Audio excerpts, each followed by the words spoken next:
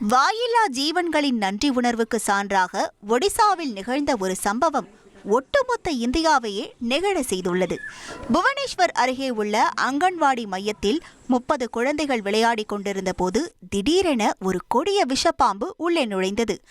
அப்போது அங்கு வந்த ஒரு தெருநாய் குழந்தைகளை பாதுகாக்க அந்த பாம்புடன் 20 நிமிடங்களுக்கும் மேலாக கடுமையாக போராடி அதை கொன்றது.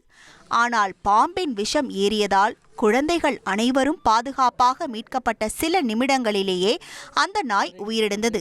தங்கள் பிள்ளைகளின் உயிரை காத்த அந்த வீர நாய்க்கு கிராம மக்கள் கண்ணீர் மல்க ஊர்வலமாக சென்று இறுதி மரியாதை செலுத்தி நல்லடக்கம் செய்தனர். 1,28,00,000 மனங்களை வென்ற தந்தி டிவி யூடியூப் சேனல். தவிர்க்க முடியாத தம்ப்நெயில், கலக்கலான கான்டென்ட்ஸ். நீங்களும் இந்த குடும்பத்தில் இணைய இப்பவே சப்ஸ்கிரைப் பண்ணுங்க. அசுரபலம் கொண்ட எங்கள் டிஜிட்டல் கரங்களில் உங்கள் விளம்பரங்களை சேர்க்க வாட்ஸ்அப் பண்ணுங்க. 8939888838. Email advtthanditv@dttv.in.